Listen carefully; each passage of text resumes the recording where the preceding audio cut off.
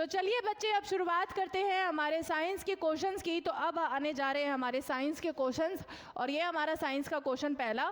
देखते हैं क्या क्वेश्चन है। क्वेश्चन है, water is not used in place of mercury in thermometer because of its. Thermometer में पारे के स्थान पर पानी का उपयोग नहीं किया जाता है। क्यों? क्योंकि ये गीला होता है, असामान्य विस्तार होता है, निम्न श्रेणी की विशेषताएं, या फिर इनमें से कोई नहीं। किसके कारण जो पानी है हमने थर्मोमीटर के अंदर इस्तेमाल नहीं करते हैं? तो वो क्या आंसर होएगा? निम्न श्रेणी की विशेषताओं के कारण। क्यों ऐसा है? क्योंकि बच्चे पानी, जो आपका मरकरी है, पारा है और पानी है, पानी का क्या होता है? गलनांक भी कम होता है और बॉइलिंग पॉइंट भी कम होएगा, जबकि पारा जो है वो बॉइलिंग पॉइंट, आपका फ्रीजिंग पॉइंट, सब कुछ जो होएगा वो बहुत ज़्यादा होता है। इसके कारण हम पानी का इस्तेमाल करते हैं, पारे का इस्तेमाल करते हैं, पानी का नहीं इस्तेमाल करते। ठीक है, अगला question, red ribbon placed in green light will look. जब हरे रोशनी के अंदर रखा जाता है लाल रिबन, तो वो कौन सा रंग हो जाएगा? नीले रंग का हो जाएगा, काले रंग का हो जाएगा, हरे रंग का हो जाएगा, या नारंगी रंग का हो जाएगा? जी,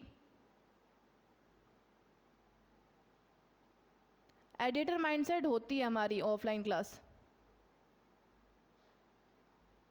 जी, हरियाणा में है, हिसार हरियाणा में है हमारा स्टूडियो। ठीक है, हरी रोशनी में रखा जाता है तो वो काले रंग का हो जाता है। ठीक है, अगला question, which of the following is a ferromagnetic. निम्नलिखित में से कौन सा लो चुंबकीय है? एल्यूमिनियम, क्वार्ट्ज, निकल, या फिर बिस्मथ। तो बच्चे, एल्यूमिनियम क्या होता है? एल्यूमिनियम हमारे विद्युत का क्या होता है? बेस्ट सुचालक होता है। बेस्ट सुचालक क्या होता है? एल्यूमिनियम होता है। क्वार्ट्ज कुछ नहीं होता। और निकल जो होता है हमारे, निकल किसके अंदर इस्तेमाल किया जाता है? निकल आप लोगों को पता होगा,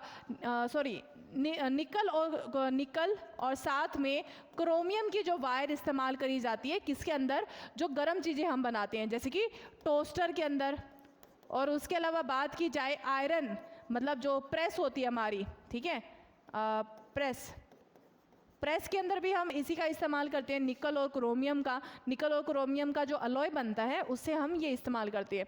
और फेरोमैग्नेटिक क्या होता है? फेरोमैग्नेटिक एक ऐसा सब्सटेंस है, एक ऐसा मेटल है जिसको अगर हम इस्तेमाल करें, वो क्या होता है, वो अपने, जब उसके आसपास जो मैग्नेटिक फील्ड अगर क्रिएट कर दी जाए तो वो खुद अपने आप मैग्नेट की तरह काम करना लग जाएगा।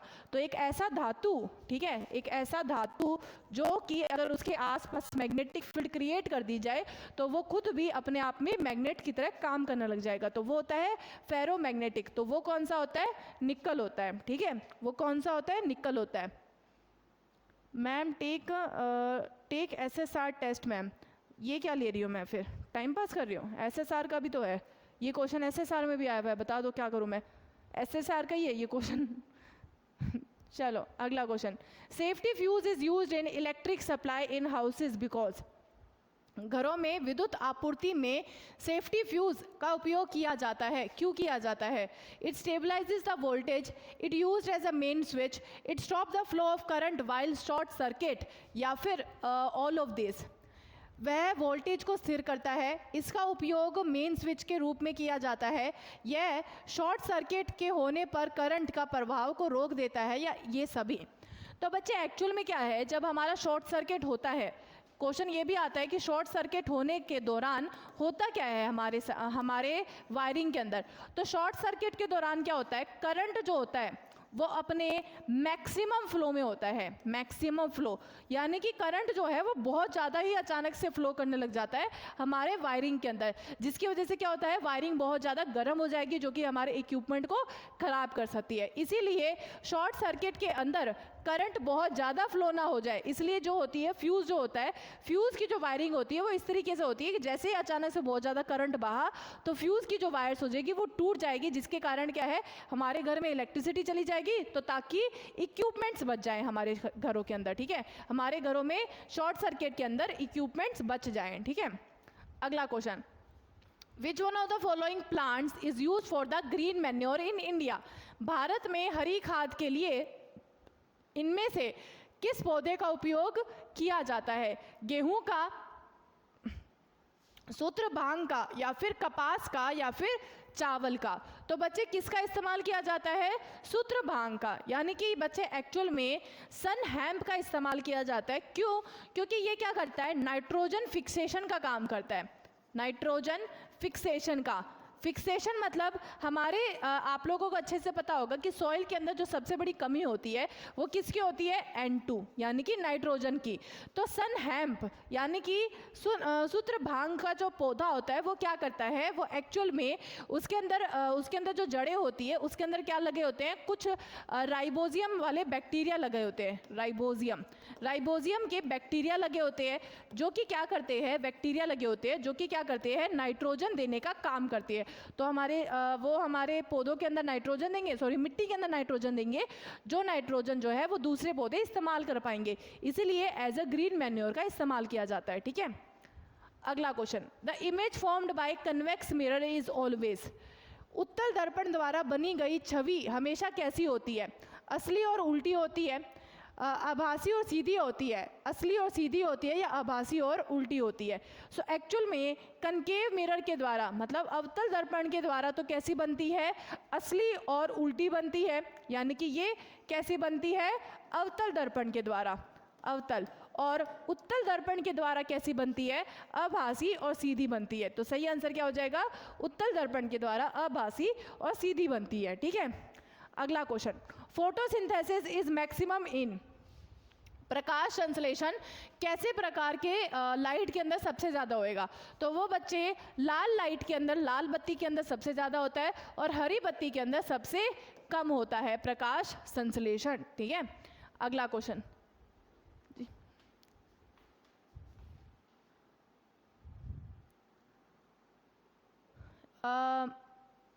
इंग्लिश के क्वेश्चंस कहाँ हैं मैम? SSR टेस्ट, अरे यार बच्चे मैं इंग्लिश के क्वेश्चन लेके तो आ जाऊँ, लेकिन यहाँ पे कोई बच्चे इंग्लिश की क्लासेस देखता ही नहीं है, तो मैं करूँ क्या? मैं तो इंग्लिश की क्लासेस ले चुकी हूँ, कई बार ले चुकी हूँ, बट यहाँ पे कोई इंग्लिश की क्लासेस देखता ही नहीं है। तो मेरी भी तो ये समझो ना कि मेरी कोई गलती भी तो नहीं है। मतलब अगर ये मान लो कि अगर मेरे एक मॉक टेस्ट के अंदर आप जिसके अंदर मैं जीके पढ़ा रही हूँ, साइंस पढ़ा रही हूँ या मैथ भी पढ़ा रही हूँ, तो उसके अंदर 30-40 बच्चे आ जाते हैं, इंग्लिश की क्लास के अंदर के वही 4-5 बच्चे हो जाएंगे, बताओ। सो उसका फिर फ़ायदा क्या है?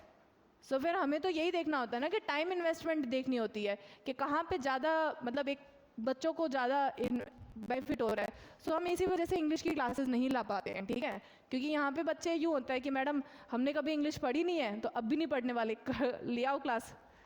सो वो हमारी मजबूरी है। ठीक है, कोई शौक नहीं है। चलो, यीस्ट इसका महत्वपूर्ण किसका है? सो यीस्ट किससे होता है? राइबोफ्लेविन से सबसे ज़्यादा स्रोत मिलता है। ठीक है, polio drops are given to a child up to what age? Polio drops जो है वो किस उम्र तक मिलती है मैक्सिमम? सो जो बच्चे होती है 5 वर्ष की आयु तक पोलियो ड्रॉप्स मिल जाती है। अगला question, oxygenated blood enters the heart in which part of the? सबसे पहले ऑक्सीजनेटेड ब्लड जो है हमारे हार्ट तक कौन लेके आता है? हमारे हार्ट तक लेके आता है आर्टरीज लेके आती है। ठीक है, और वेन्स क्या करती है, यानी कि नसें क्या करती है? वेन्स क्या करती है? डीऑक्सीजनेटेड यानी कि जिसमें ऑक्सीजन नहीं है वो ब्लड लेके आती है। सो एक्चुअल में जो हमारा जो ऑक्सीजनेटेड ब्लड आएगा वो कौन से में आएगा? बाएं कर्ण शुष्कली के अंदर, बाएं कर्ण शुष्कली के अंदर। ठीक है, चलो अगला question, red rods and the cones are found in the layer of? जी, छड़े और शुष्क किस परत के अंदर पाए जाते हैं? तो बच्चे रंजित या फिर क्षेत्रपटली या फिर रेटिना या फिर कॉर्निया, तो वो बच्चे आपको कहाँ मिलेंगे? रेटिना के अंदर मिलेंगे। ठीक है, अगला question, where are genes found? Genes कहाँ पाए जाते हैं? सो जीन्स कहाँ पाए जाते हैं? वो बेसिकली पाए जाते हैं क्रोमोसोम्स के अंदर, क्योंकि क्रोमोसोम्स किस से बना होता है? डीएनए और किससे बना होता है? प्रोटीन से बना होता है। और डीएनए की सबसे छोटी इकाई कौन सी होती है? डीएनए की सबसे छोटी इकाई होती है जीन होती है। ठीक है, और क्रोमोसोम बेसिकली आपको कहाँ पाया जाएगा? न्यूक्लियस के अंदर, यानी कि सेल की, कोशिका की नाभि के अंदर। ठीक है, तो गुणसूत्रों के अंदर पाया जाता है हमारा जीन। ठीक है, अगला question, leaves are green due to the presence of which of the following? जो निम्नलिखित में से किसके उपस्थिति के कारण पत्तियां हरी होती है? तो क्लोरोफिल या अच्छा क्लोरोफिल के कारण, क्रोमोफिल के कारण, सेफ्रोन के कारण। तो क्लोरोफिल के कारण जो होती है क्लोरोफिल, तो क्लोरोफिल के कारण जो पत्तियां होती है वो हरी होती है। ठीक है, क्लोरोफिल। चलो, सो आज के क्वेश्चंस बस यही खत्म हुए। सो उम्मीद करती हूँ आप लोगों को आज की क्लास अच्छी लगी होगी। क्लास अच्छी लगी होगी तो क्लास को लाइक जरूर करिएगा, उसके साथ में चैनल को भी जरूर सब्सक्राइब करिएगा। और आप लोगों से भी एक गुजारिश है कि बच्चे जो बच्चे हमें पहली बार देख रहे हैं चैनल को जरूर सब्सक्राइब करिए, ताकि हम लोगों को बच्चे एक सपोर्ट मिल सके, क्योंकि हम लोग एफर्ट्स ज़्यादा डालते हैं, एक सब्सक्राइबर्स कम आते हैं। सो वो एक आप लोगों से चाहिए कि अगर क्लास अच्छी लगती है तो क्लास को लाइक भी कर दीजिए करें, और उसके साथ में चैनल को भी जरूर सब्सक्राइब करिए। और जो बच्चे मैथ की क्लास लगाना चाहते हैं, आप लोगों के लिए बहुत ही अच्छी खुशखबरी है कि जो बच्चे मैथ की क्लास लगाना चाहते हैं, आप लोग अगली ही क्लास मतलब 11 बजे की क्लास होने जा रही है मैथ की, तो उस क्लास के अंदर जरूर आइएगा। सो बिल्कुल वो एक मॉक टेस्ट की तरह ही है। हमारे खंडेलवाल SS खंडेलवाल सर बहुत ही ज़्यादा एक्सपीरियंस्ड है, एक बहुत ही बड़े टीचर है, बहुत ही एक्सपीरियंस टीचर है, जिनको पता है कि एक एग्जाम के अंदर किस तरह के क्वेश्चंस आ सकते हैं और किस तरह के क्वेश्चंस आने की ज़्यादा प्रोबेबिलिटी है। सो आप डेफिनेटली वो क्लास ज़रूर लगाइएगा, मैथ की क्लास SS खंडेलवाल की सर की क्लास आती है ठीक एग्जैक्टली 11 बजे। सो आप सब लोग का स्वागत है मैथ की क्लास के अंदर। बाकी थैंक यू सो मच। और क्लास अच्छी लगी हो तो डेफिनेटली क्लास को सभी के सभी बच्चे क्लास में आते ही क्लास को लाइक जरूर कर देना, और उसके साथ में जी बच्चे चैनल को भी जरूर सब्सक्राइब करना, ठीक है, चैनल को भी जरूर सब्सक्राइब करना। और PDF तो आपको पता ही है टेलीग्राम चैनल पे मिल ही जाएगी, जिसका लिंक मैंने आपको कमेंट सेक्शन के अंदर भी डाल रखा है, और उसके अलावा बच्चे आपको ये वीडियो के डिस्क्रिप्शन के अंदर भी मिल जाएगा, ठीक है। So thank you so much and have a good day and keep making notes and keep revising them. Thank you so much. Have a good day. चलिए bye.